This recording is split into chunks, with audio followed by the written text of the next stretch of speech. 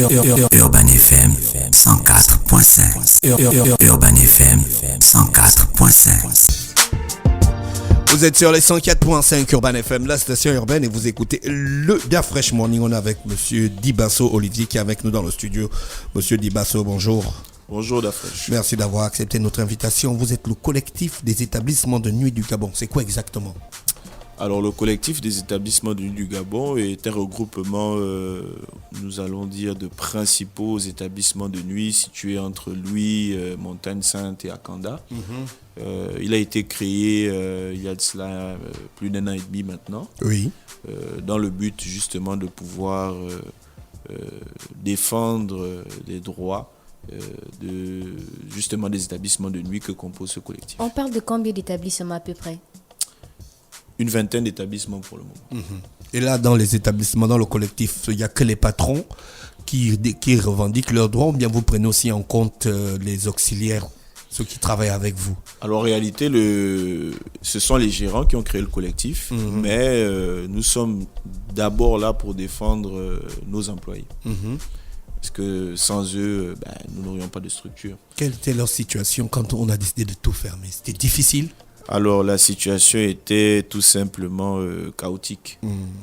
Il a fallu que, malgré la difficulté des uns et des autres, il a quand même fallu que nous fassions des efforts impossibles pour pouvoir justement gérer un tant soit peu nos employés par rapport à leurs différentes situations. Y a-t-il des établissements dans ce collectif qui ont déclaré faillite à un certain moment? Oui, nous avons plusieurs établissements effectivement qui ont eu à déclarer faillite depuis déjà plusieurs mois. Donc, malgré cela, ils font toujours partie du collectif, malgré leur faillite. On vous fait le reproche de ne pas être, de travailler beaucoup dans l'informel. Il y a beaucoup de choses qui ne sont pas régularisées dans les établissements de nuit. Alors justement, la déclaration des travailleurs, les contrats de travail, les taxes et les impôts, les patentes, tout ça. Alors justement, voici pourquoi en général on pense que vous dealez avec les contrôleurs. Alors ça c'est des questions aussi, parce que l'État va vous regarder, ils vont vous dire ouais les frangins, mais tout ça c'est beau, mais de l'autre côté. Alors justement le collectif a cette particularité de n'accepter en son sein que des membres qui sont dans la formalité, qui répondent bien sûr aux normes les plus basiques comme les plus complexes que compose justement le côté administratif. Et c'est fort de cela justement que nous avons pu depuis notre création être l'un des principaux interlocuteurs du gouvernement qui représente en réalité les établissements de nuit. C'est vous qui vérifiez ces normes?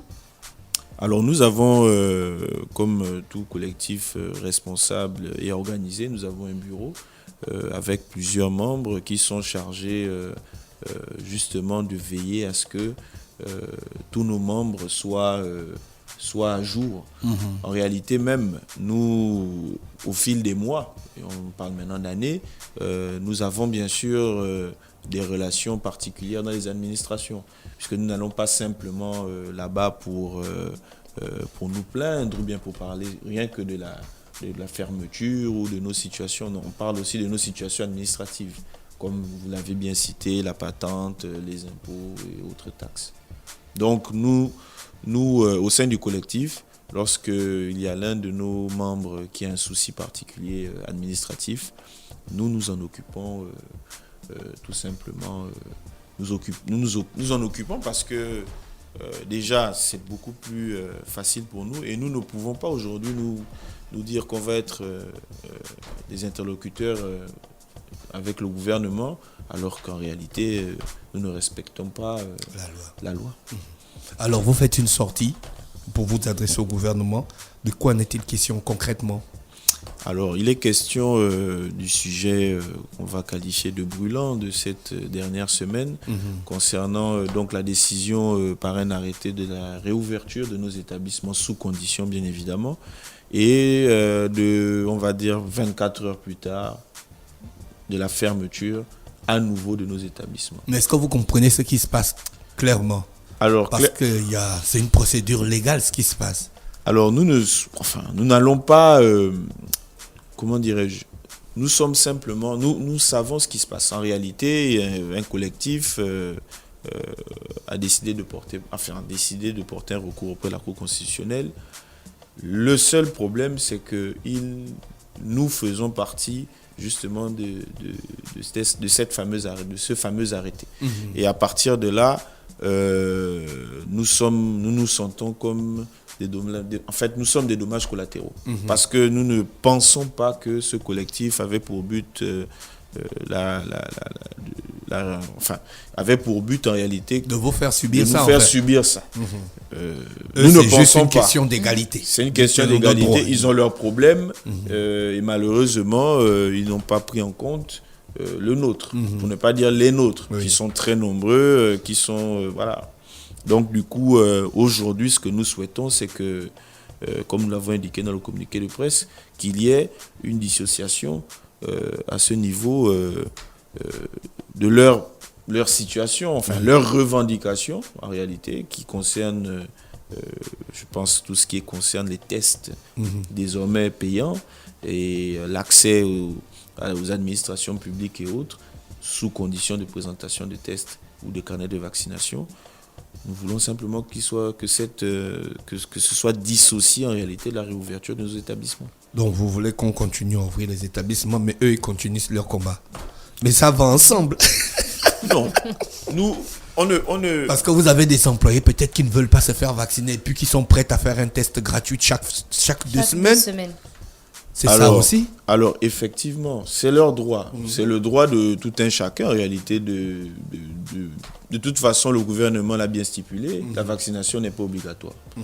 Mais elle est fortement encouragée. Oui. C'est dans ce même esprit, en réalité, que le collectif se positionne.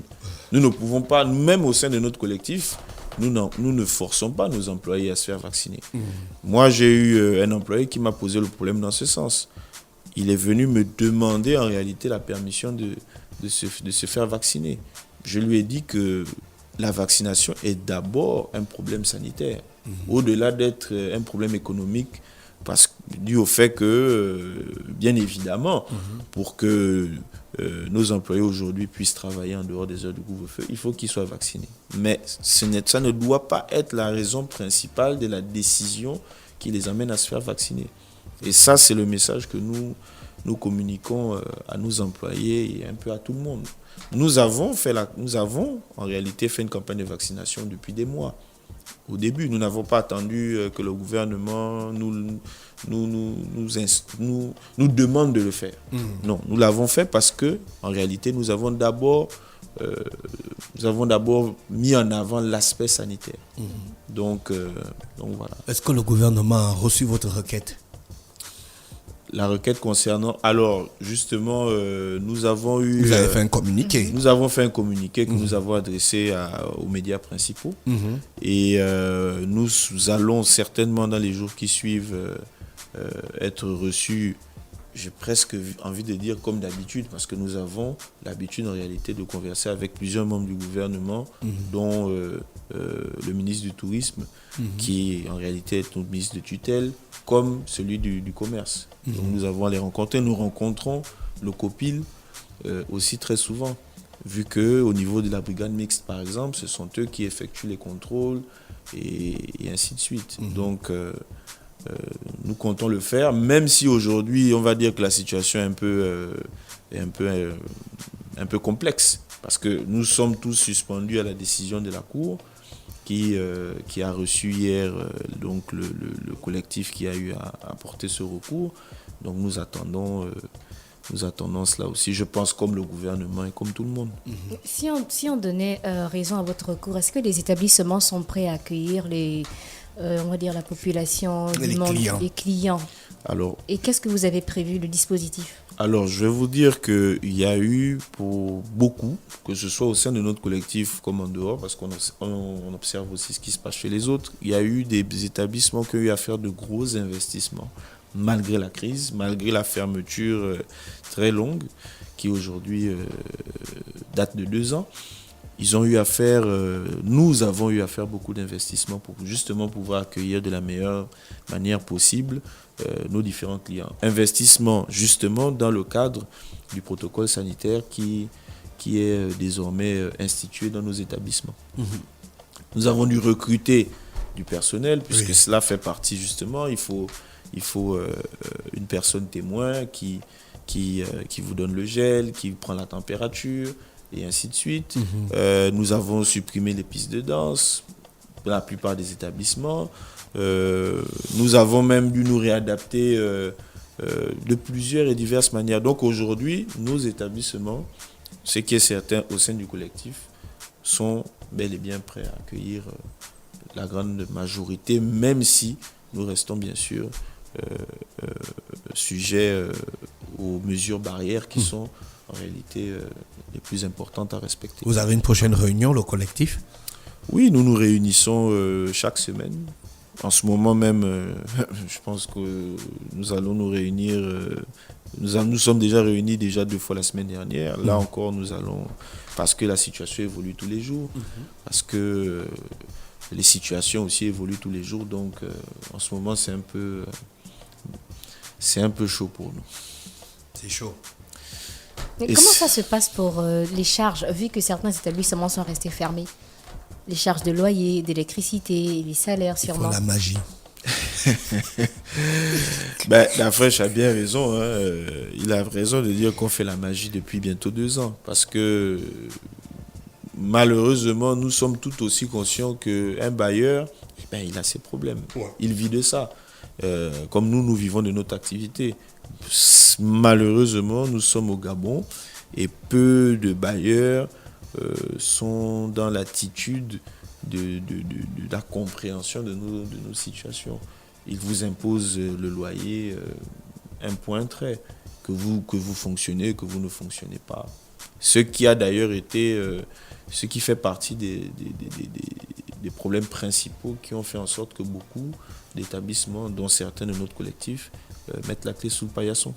Parce qu'ils n'avaient simplement plus les moyens. Vous pouvez encore gérer un peu tout ce qui est administratif, mais en termes de loyer, le bailleur, il est intransigeant. Il est intransigeant. Pourquoi je parle d'administratif? Parce qu'il faut bien le reconnaître. L'État, justement à travers nos différentes sollicitations et nos différentes revendications et séances de travail que nous avons eues, avec notamment le ministre de l'économie, l'État a pu nous permettre de ne plus être exonérés de taxes d'impôt pour 2020, 2021, 2022. Ce qui est considérable pour beaucoup d'établissements qui ont quand même des charges énormes rien qu'en termes d'impôts. Donc, c'est pour dire que notre collectif est bel et bien organisé, et bel et bien une force de proposition, et non pas seulement, nous ne sommes pas là seulement pour nous plaindre au quotidien, pour dire voilà, nous souffrons. Oui, nous souffrons. Nos employés souffrent, nous les gérants, nous souffrons parce que nous devons gérer toutes ces charges-là, comme vous l'avez si bien dit, comme Dafresh l'a bien dit, en faisant un peu la magie, et même peut-être plus. Mais voilà. D'accord. Monsieur Dibasso, je pense qu'on a fait le tour de la question. Donc, vous sollicitez la réouverture de vos établissements de nuit. Oui. C'est ça le contenu de votre communiqué de presse. Oui, nous souhaitons simplement que nous puissions être de retour, entre griffes, à une vie quasi normale. D'accord. Et si ça commence, bien évidemment, par cette réouverture sous conditions, déjà, c'est une proposition que nous avons eu à faire au gouvernement il y a déjà plusieurs mois. Et aussi, je profite de ce passage à l'antenne, parce que depuis notre réouverture, et même un peu avant déjà, puisque beaucoup d'établissements n'étaient pas seulement de nuit, mais aussi de jour, et nous avons quand même déjà, nous avons des contrôles déjà intempestifs, toutes les nuits, ça c'était au moment où, bien évidemment, la mesure n'était pas suspendue. Mais nous avons en quelques jours d'énormes contrôles de tout le monde. Justement, nous avons rencontré le COPIL à cet effet, justement, le jour même de la reprise. Et ils nous ont expliqué justement un certain nombre de choses, ils nous ont donné certaines indications, ils nous ont dit qu'ils étaient disponibles évidemment pour tout ce qui est plainte et autres d'abus. Donc vraiment nous souhaitons que nous puissions travailler dans la sérénité. On ne dit pas qu'on ne doit pas nous contrôler, c'est évidemment qu'on doit nous contrôler vu qu'il y a quand même une mesure qui est là, qui doit être respectée. Mais nous demandons quand même que ce soit fait, comme vous l'avez si bien dit, dans la sérénité. Merci, monsieur Dibasso Olivier, qui est avec nous ce matin sur les 104.5 Urban FM, la station Urban. On vous remercie de notre invitation et puis on vous souhaite de passer une bonne journée. Merci. Merci de votre invitation. Bonne journée à vous. Urban FM 104.5.